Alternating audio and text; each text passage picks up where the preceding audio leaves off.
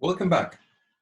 In this, I could say, short video tutorial, I would like to guide you through the PM² governance model.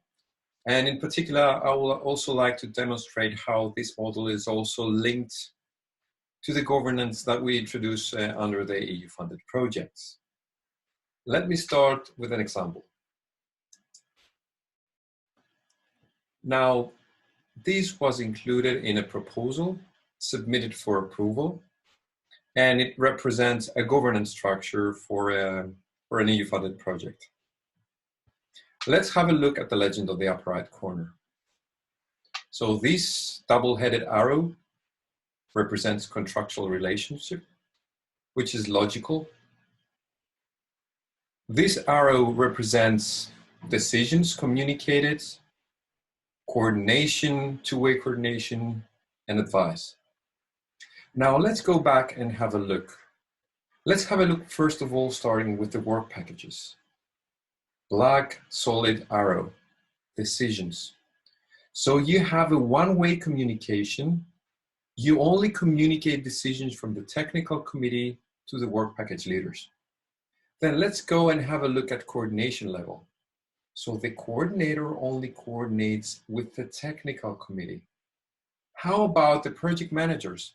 The project managers that do all the work for the project coordinator. So we see that we have something missing here, we have something missing here, we have something missing. There are bits and parts missing from the entire governance structure, the way it is communicated. And it's very clear because if you do not have a very solid governance structure, then you have miscommunication, then you might have conflicts. Conflicts might lead to litigations.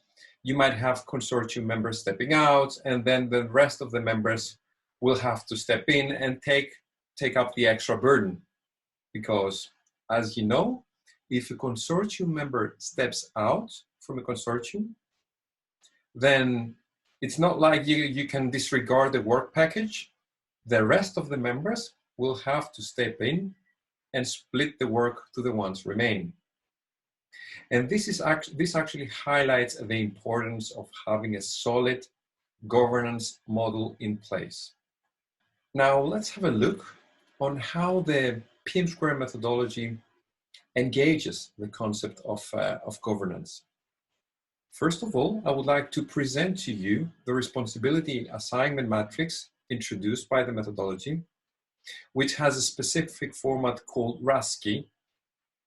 Each letter represents the first letter of a word: responsible, accountable, supports, consulted, and informed. So the words here represent responsibilities. And we want to link the responsibilities to a set of roles. I will just give you some indicative roles at this point. We have, for example, the business manager, the project manager, the project owner, and we want to link these roles to specific responsibilities. So you have the person who is the ultimate accountable for a task or for a process or for a deliverable.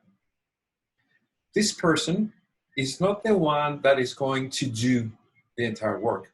In many cases, it is a person that will delegate work to a responsible entity, and then it's going to be the same person that is going to approve the work. Accountability is a responsibility that sticks. You cannot delegate accountability. You can delegate responsibility. So the responsible entity takes the task to deliver something. In many cases, they will not be able to deliver by themselves. That means they will have to have somebody to help them. And that goes to the support role. The entity that has the role named support is supposed to support the responsible entity. Let's go back one step. Okay, I'm in a position to deliver a task. Do I know everything? No, I don't. I have to go to somebody who has domain-specific knowledge on the tasks that I'm performing right now, and I will have to ask for their advice, their consultation. So that role is called consulted. And at some point in time, when I'm going to finish with what I'm doing, I will most probably have to inform somebody about my progress. So the role that receives the information is the role informed. And this is how the RASCI responsibilities are linked to the various PM² governance roles. Now, in this diagram, we have a look at the structure of the PM² governance. It is split in two sides. The side on the left represents the client, whereas the right side represents the provider. Let's start with the client. The first role we're going to talk about is the project owner. And I would like to start describing the roles through an example. We are within an organization, and let's say that the project owner is the head of the HR department. And the project owner has identified that there's a big gap in the platform that they use to manage the personnel of the organization. So what is he going to do? He's going to call somebody from within the HR department. That somebody's going to put on the business manager's hat, and the project owner will say to the business manager, "My dear John, my dear business manager, I have a feeling that we have an issue here. We might have to upgrade our HR management platform. Can you please have a deeper look into it and come back to me with a project initiation request?" So the business manager, a guy with domain-specific expertise at the specific field within the HR department, will go and draft the project initiation request, a document containing information on the context of the problem, presenting the legal constraints that define the problem, presenting the desired outcomes, what do we wish to achieve, presenting also potential assumptions, constraints, risks, and success criteria if we decide to undertake a project. So the business manager will investigate on all that, and he will start drafting the project initiation request. Once it's finalized, it's going to be resubmitted to the project owner. The project owner will take the document, the project initiation request, will analyze the information therein, and will take the decision whether they should proceed into drafting a business case. A business case is a difficult errand, in a way to say, because when drafting the business case, we have to analyze various alternatives that will allow us to tackle with the identified problem. So if the project owner believes that there is adequate justification within the project initiation request to start investigating further, then he will then delegate to the business manager and tell to him or her, "My dear business manager, I believe we have adequate proof and it's about time to start working on our business case." Now, the business manager will start working on the business case. The business case is something extremely difficult to develop because it requires a lot of information and requires exchanges with other stakeholders as well. Let's first describe what is included within the business case. First of all, we have some general information at the first part of the business case, which in many cases borrow from the project initiation request. Then, we will examine if we have any interrelationships and interdependencies with other projects or other problems within the organization, and we will put them down. After we do that, we will start investigating the various alternatives that will allow us to tackle the problem or the opportunity that we have identified, and also achieve the outcomes that were initially defined within the project initiation request. Now, the business manager cannot do that all by himself. He will have to have support from people within the organization.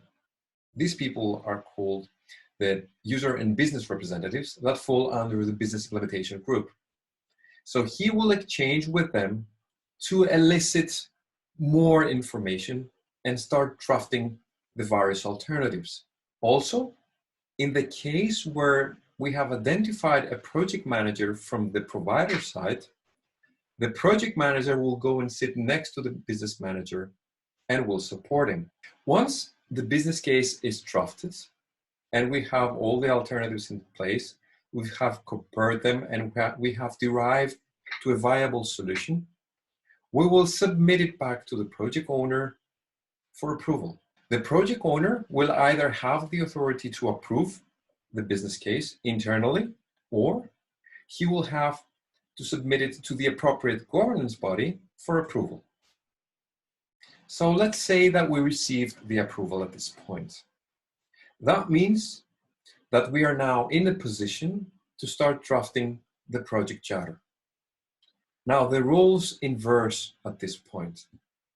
The entity that will assume the responsibility to draft the project charter is the project manager.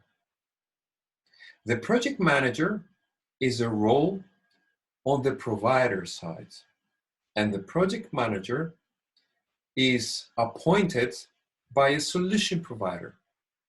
So to give you an example, if this is the guy who is the head of the HR department and they have identified the need to develop a new HR management system, an IT platform, we have done the business case, we have approved the business case, we have seen that, let's say, we can develop the solution internally in the organization, so we will have the IT department to provide the solution. The head of the IT department will be a solution provider. The head of the IT department will not be the role that is going to do the project charter. No, he will appoint a project manager to start drafting the project charter. The project manager, in order to draft the project charter, he will take the business case from the business manager. He will call the business manager to sit next to him, and then he will start drafting the business case, the project charter. The accountable role for the project charter, it is the project steering committee. The project steering committee is comprised by 4 roles: the project owner and the business manager, the solution provider, and the project manager. The chair of the project steering committee is the project owner. So the project steering committee will inspect the project charter to see if it fulfills all the criteria to be approved. If the project steering committee has the authority to approve it, it will approve it. If not, it will be escalated at the appropriate governance body. And this is how the process flows. Once the project charter gets approved, that means that we're concluding our project initiating phase, and we can now transition to the planning phase. We're in the planning phase now. The project manager will be the driving role in the planning phase. So he will have to start drafting all the management plans and all the plans. While drafting the plans, he will be in constant collaboration and communication with the business manager to make sure that everything is aligned with the spirit of the client's request. While drafting the plans and the management plan, the project manager is also supported by all the other roles, like the user representatives and the project core team. Furthermore, once concluding with the plans and the plans get approved and baselined, then we can proceed to the executing phase. Once we go to the executing phase, then it is the project core team that becomes the driving role and start delivering according to the provision of the project management plans and of the project plans. The project manager is the role that guides the tasks undertaken by the project core team. Now, at some point, we will start having deliverables. The deliverables will have to transition back to the client side. So once going back to the client side and they're inspected and we see that they fulfill the predefined criteria, then we will have the business implementation group start putting them in place and start creating value for the organization. At this point, we conclude with all these roles. I've left something out, and that is this set of roles over here. This is called the project support team. The project support team is a set of entities that supports both the client and the provider side. The project support team can include the project support office, if our organization has one. It could have the quality assurance officer. It could have a dedicated risk manager, or any other role that we deem necessary for a project. Now, here's something that you should also remember for the certification. I have talked about the project core team. I have talked about the project support team, two different teams. There is one more team, and that is a project team. Whenever you hear the phrase project team, then we talk about all the roles. So all these roles together comprise the project team. The project core team is just a role under the project manager.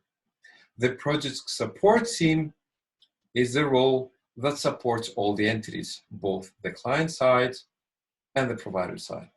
Now, let's have an indicative link between the PM² roles and the roles that we usually define for an EU-funded project. At the steering committee level, we will most probably have the General Assembly. The project owner will be the leading partner within the consortium. And the project owner will appoint as business managers, probably a scientific coordinator or lead investigator, entities with domain expertise on what we're doing. These entities here are supported by an advisory board that assumes the role of the business implementation group or the user representatives. Now, this is the side of the client. Let's go on the other side, on the provider side. The first role that we have is the solution provider. The solution provider, being the executive board in our case, is usually comprised by the project coordinator and the work package leaders at an EU-funded project. So it's logical they will appoint a project coordinator that will assume the role of the project manager in the PM² jargon. We know that in practice, the project coordinator will have other internal project manager or project managers within the consortium that will support him. This dedicated project manager in many cases come from the leading partner. Also, the project coordinator comes from the leading partner. So when it comes to PM² terminology, in reality, the project manager that works for the project coordinator is what we call in PM² the project management assistant. Well, the project management assistant is somebody under the project support team. Now let's have a look at the project core team. The project core team are the people working for the project manager, who in our case is a project coordinator. The project core team will be comprised by the work package leaders, plus any other role that will be working for the project manager / project coordinator. In the project support team, we can have, as we said earlier, the project management assistant. If we have a dedicated risk manager, innovation manager, for example, communication and dissemination manager, quality manager, and any other role that we deem necessary to have aboard. I left out one role, and the role that I have left out is the appropriate governance body. The appropriate governance body, well, it's a role that we can match to the European Commission or the agency project officer. It's the entity that interacts with the consortium through the project coordinator. And this is an indicative mapping of PM² roles and responsibilities and EU-funded projects roles and responsibilities. Now, there is a contradiction here, and I want you to remember it. If you go within the guides, you will see that for each role, the project owner, the business manager, etc., there is a detailed description of the responsibilities that they have. You will have to adapt these responsibilities to reflect the ones that belong to, let's say, to the corresponding EU-funded role.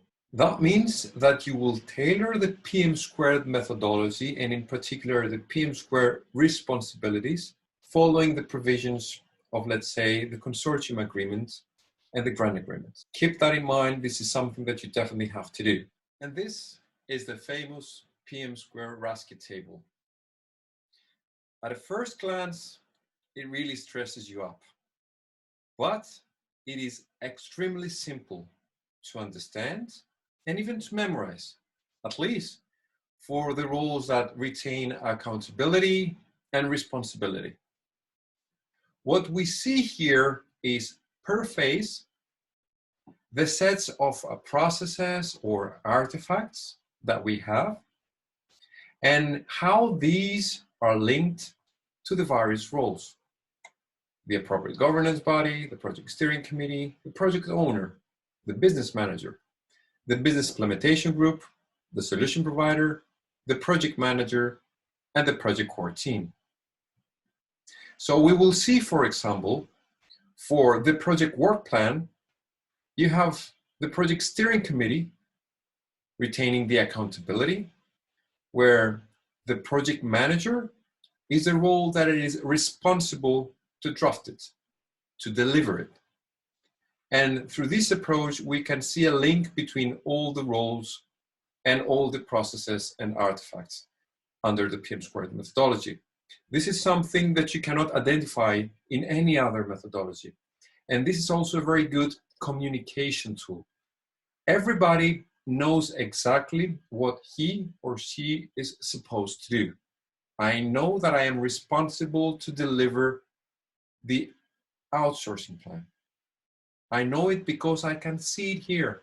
It has been proven that this tool is especially handy and useful in the case where we have decentralized teams or multinational teams, like in the case we have for EU-funded projects. Given they are not under the same umbrella, under the same organization, it's very difficult for them to orient themselves under the set of responsibilities. The absence of such a tool can create confusion, and confusion can sometimes lead to friction as well. Friction leads to conflict. Well, conflict is not always a negative thing, huh? But we want the friction to be the outcome of something productive or result to something productive rather than being the outcome of something that we forgot to put in place, namely the RASCI table or the governance structure. There are two types of conflicts. Ladies, get ready to laugh. You have the apparent conflicts and the hidden conflicts. Let's have a look first at the tricky part. And the tricky part is the hidden conflict. Now, the information that I'm providing to you is outside the PM² methodology, but it's very handy for the EU-funded projects. How do I identify a hidden conflict? Well, the best way is to put in place some key performance indicators that serve as identifiers. For example, frequency of reported issues or problems. If you see the frequency rising, you can anticipate something big coming up. Number of escalated issues, time to resolve an issue. Returning issues, so you resolve them and then now they're back again. Employee retention, employee satisfaction, etc. These are KPIs, easy KPIs you can put in place, you can regularly monitor and identify a conflict about to rise. When it comes to apparent conflict, well, we have various tools to use as well. But let me highlight one principle at this point, and this is the consortium agreement. And from within the consortium agreement, I want to go towards the end where we have the boilerplate provisions. And in there, we can identify some methods for resolving disputes. So you will see litigation, like going to court, arbitration, a very official procedure, but not as official as going to court, and mediation. Now, this is something that we scarcely use. Mediation is a calm way of resolving our problems. And I have read a lot of consortium agreements, and I must admit that I did not see it in there being introduced. Keep in mind that when it comes to alternative dispute resolution methods, mediation is a preferred solution because you do not escalate the issue to go to an arbitrator or to go to the court, and you try to resolve the issue, the conflict internally within the consortium. This is the mediation directive by the European Parliament, through which the European Union officially acknowledges the use of mediation for alternative dispute resolution. Use it, and in many member states you will also identify adaptations of this one under the national law. But it's not just the official documentation that can help us in resolving conflicts. Let me propose some books. First one, by Chris Voss, you might have read it, Never Split the Difference. This guy is a well-known negotiator from the FBI with multi-year of experience. And he presents in a very pragmatic way how to resolve conflicts. And he takes examples from his experience as a negotiator. On the other hand, I have another book to propose, Kiss, Bow, or Shake Hands. This version is dedicated to European cultures. There is another version of the same book. It's a bit bigger, but addresses all cultures globally. And it actually is going to help you understand how the people in each country think and behave. And this will help you mitigate the communications risks arising within your consortium. Furthermore, when it comes to communication, it's not just what is being communicated verbally, but it's also what is being communicated non-verbally. So for that, I have another book to propose. This one is from another FBI agent, Joe Navarro. I have read a lot of books on body language interpretation, but this one is by far the best. Here, I conclude with the governance part. If you have any questions, feel free to email me. Thank you very much.